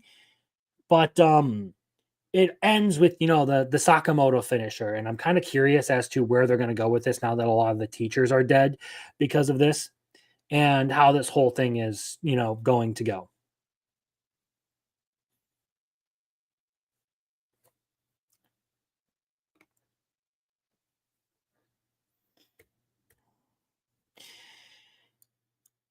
Basically an episode long fight scene that sure is cool, but like, that's kind of all it is. I'm not really interested in the story of Sakamoto Days, and that's just my personal opinion on this show. New Saga. Now that we're at New Saga, so we have a battle with the demons and everything. The chick decides that she's going to surrender because she underestimated everyone. Of course, Kyle wins, and he then decides to torture the guy to death and dunk him in lava and let him burn. The best part, the most interesting parts of this episode are the two notes that I made. So there was, at the very end, Theron decides to, you know, go and try to attack the chick, and ends up killing one of the invisible creatures that was set there to try and kill her.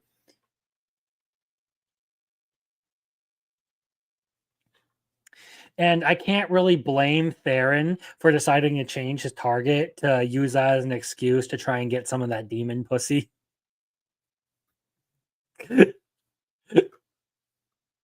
Bro is like full on, like, thank you for saving my life. All right, you can repay me by sleeping with me. Like, dude doesn't care like what the situation is. If there is a hole, Theron has a goal. That apparently that is all that matters in this dude's brain. He is unscrupulous and loves women. But I think the more interesting part of this is the fact that we learn a little bit of something about the up and coming Demon Lord candidate. Yeah, and the girls cock block him, poor guy. Absolutely, he gets screwed out of it. He should kick Kyle's ass because of the dumb bitches. Ugh. Ugh. They talk about a hornless Demon Lord candidate with black wings. It's some interesting stuff there. I'm curious to see how that resolves, but I have some like theories that I'm just going to keep to myself on this.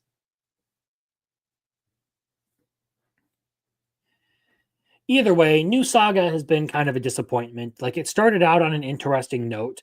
I thought it was going to be much more interesting than it actually is, but like, I don't know. It feels like they postponed like this massive like I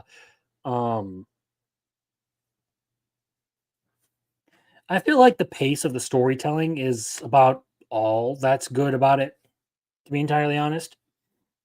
Like, sure, it's good pacing, but I don't really think the story is that great or the characters have been all that interesting. It's just kind of an okay show. It's there. It exists. But that brings us to The Water Magician, an even more lukewarm mid anime for the summer.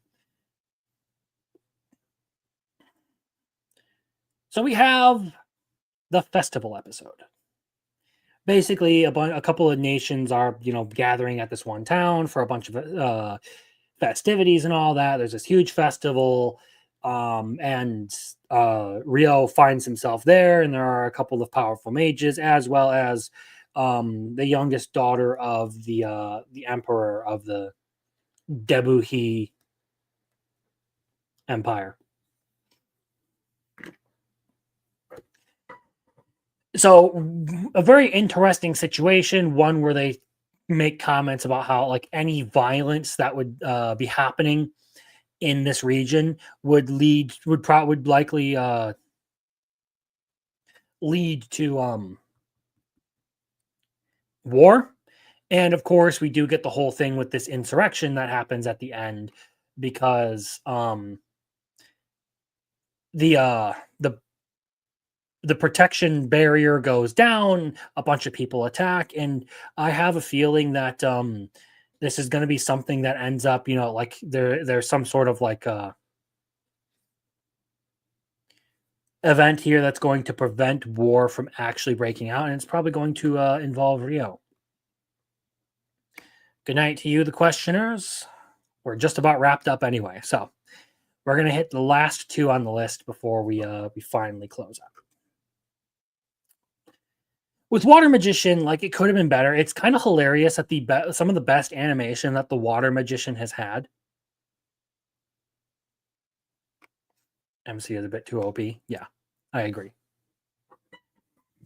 Anyway, it's kind of hilarious that some of the best animation, like in terms of fighting that this show has had, was literally a dumb comical fist fight between two guys who are rivals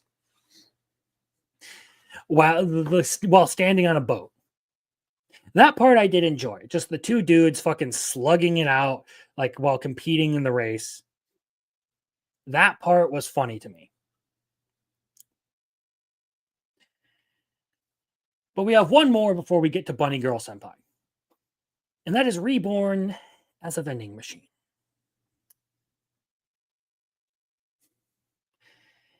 So in this episode, we get Heavy's backstory. The fucking foot priest. We finally learn why the foot priest has his weird ass fetish that he does. Mishwell is back. So I guess that's a thing. And we are now getting into Heavy's revenge match with the people who killed his childhood friend.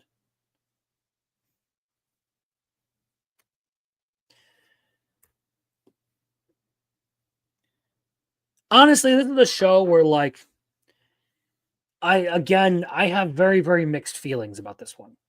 On one hand, I respect a lot of the things that it does. It is a higher quality than I would expect of a gag series like this. But at the same time, its story revolves around a bunch of people wanting to fuck a vending machine. So I don't know what to say. It's just ridiculous. It is a ridiculous anime about a sentient vending machine.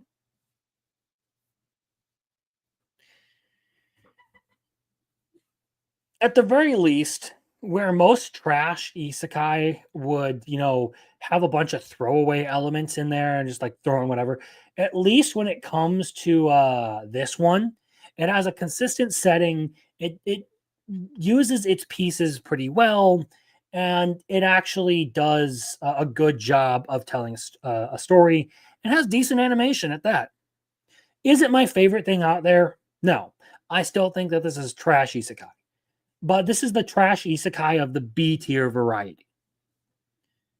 Versus something that is trash isekai of like the D or F tier variety, like Fruit Master. That, of course, though, brings us to the final anime of the night. We're going to talk a little bit about Rascal Does Not Dream of Santa Claus. And this is one I'm going to put in the very good category. So I have finally started watching this. Rascal Does Not Dream of Santa Claus. There has to be a Zeke here. It's so bad. I respect it. I respect it. I respect it. I don't know why I went full gremlin mode there. Anyway, I've watched 2 episodes of this season of Rascal, and I've liked it so far. I'm curious to see where they're going to go with all of Sakuta's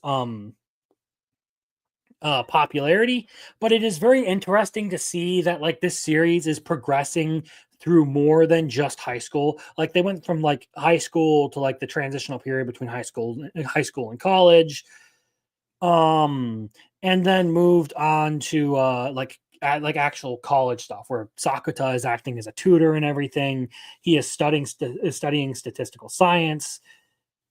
I like that element of it. Obviously, the relationship between Sakuta and Mai is always great. There's the supernatural elements in it that are just fun. Very wholesome show. Not something that you would expect to be as like wholesome and pure as it is.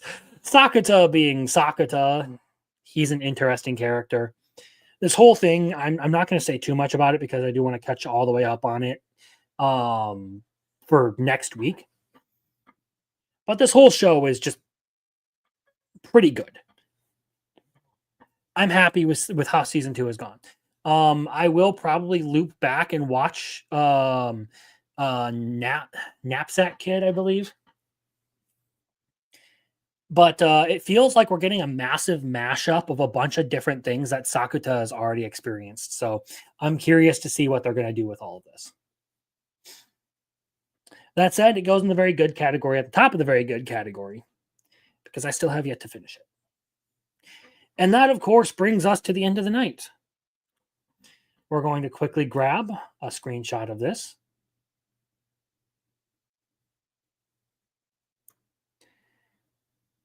And we're going to close this down. All right, so to round out the night, we're going to talk a little bit more, personal stuff. Not really personal. I'm just going to kind of give you guys an update on the channel and everything that I'm doing. So, I said I was trying to work on a new intro, didn't end up getting around to it. I've worked a little bit on it, but I figure that, you know what, I'm actually going to save the new intro, revealing the new intro anyway, until the next season of anime. Initially, I thought maybe I'll do it on episode 100, but no, I think I'm just going to just save the new intro until we get to the new season of anime. So that's where that's going to be. I talked a little bit about like where I was streaming through and how I was going to do things. And like try to figure out whether I was going to stick on and the only reason I mentioned the intro thing is because I had mentioned a couple weeks I had mentioned last week, like, this may be the last time you see the intro. I'm kind of explaining the situation as it goes. So I've decided to keep the intro for that. And here's the other reason for it. One of the reasons that I was thinking that I might have to change out the intro and like work through that is because I was worried about where I was going to be streaming from. StreamYards was updating its pricing, and it was going to get fairly expensive. However, when comparing the pricing and the features of other options that I had, it did not seem worth it to actually change off of StreamYards. And here's why. So with Restream, to get the similar price point that they offer to StreamYards, is actually $40 more expensive per year, which doesn't seem like a lot, but it's still $40. And it has worse features. Where what I get with StreamYards is actually it's worth more for a smaller dollar amount than what Restream was going to offer me. Now, Restream does have a cheaper package, but that doesn't work for me because they only allow me 3 clips in Restream. They only allow me to upload 3 clips. And as you know, I run 3 different shows on this channel. There's Fictionology, there's Crimson News Network, and then there's Animated. And that wasn't going to fly for me because I like to have an intro and an outro. And a bunch of other clips that I do use for when we are actually, streaming with friends and everything. And I could pare some of these down because I don't use all of them. Especially, some about like friends and stuff on the channel.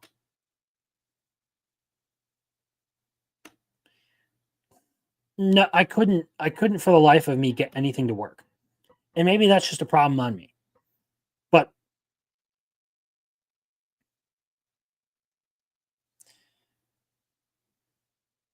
I guess that's something that I'll have to sort out. Either way, it was really weird that Restream's format kind of fucking sucked, and that their pricing and all of that was just kind of shit in comparison. So I just paid the price. And Jeremy Turner with the $10 super chat. Thank you, or $10 super sticker. Thank you very much. I appreciate that. And speaking of clips and everything,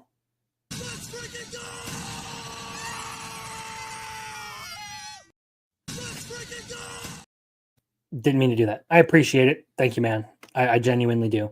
As far as this goes, I had other stuff that came up, and I ended up just being like, fuck it. I'm just gonna deal with StreamYards. I know how this thing works. I may not like the pricing and everything, but it's a once a year thing for $430. Breaking that down over 12 months, that's like less than $20 a month. I'm sorry, no, it would be more like $36 a month. I'm stupid. If it was $240, it would be more like $36 a month. And I don't really mind that for how much I use StreamYards. I mean, I'm basically doing 9 shows a month for $36 a month. That basically means for every show I do, my overhead is $4. And it's not like I'm making a ton of money here anyway. I do this mostly because it's fun to me. So it's whatever. And hey, if I get this thing running off the ground and all that, I can start writing it off as a business expense. I start like actually, making money and shit on this. So that said, I have a couple of weeks here that are probably going to be light on work. So I may end up cranking out a bunch of videos here, particularly because I want to catch up on some of the series that I haven't done videos on that I feel like probably deserve videos, especially the aforementioned My Dress Up Darling video, which will probably be a big one, which is weird because I have a couple of big ones that I want to do. So you can look forward to that. Anyway, as far as plans go, solidifying things, of course, there is going to be Fictionology Dawn to Dawn at the end of the month. That will be sometime around the 24th. I don't know if it's going to be exactly the 24th, but the 24th of September is my birthday. And that is the only reason I would consider moving Fictionology, is specifically because of that. Or maybe there's some other event that happens. Either way. So there's that. I don't know if there's anything else to go. Basically, probably going to be doing a big My Dress Up Darling video and then a bunch of smaller videos on other series and working on some essays and stuff like that. Hopefully getting through a lot of the stuff that I have yet to do videos on for this season and catching up a little bit on the stuff that I have kind of slacked on. Hopefully it hasn't been like too much of a problem that I've slacked. I need to get back into the rhythm of it. But that being said, thank you everyone who joined in on chat tonight.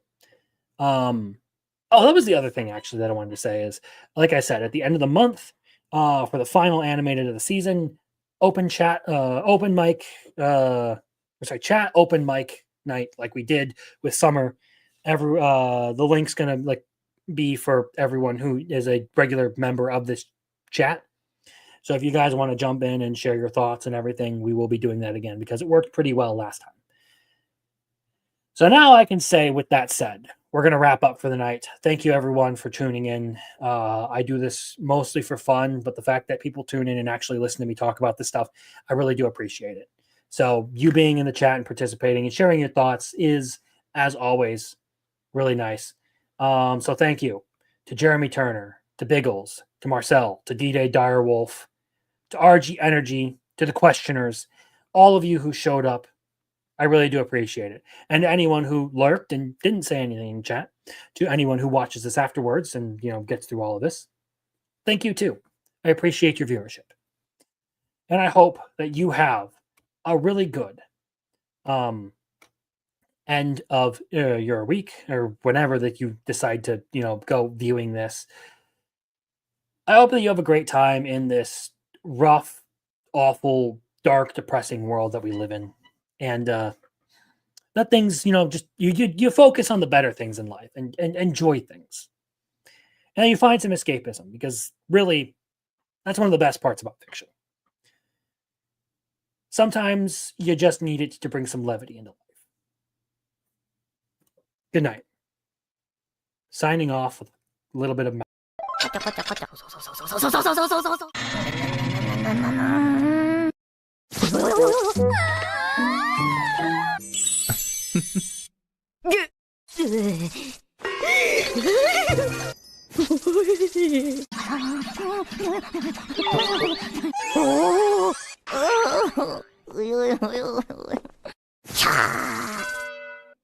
ピクピク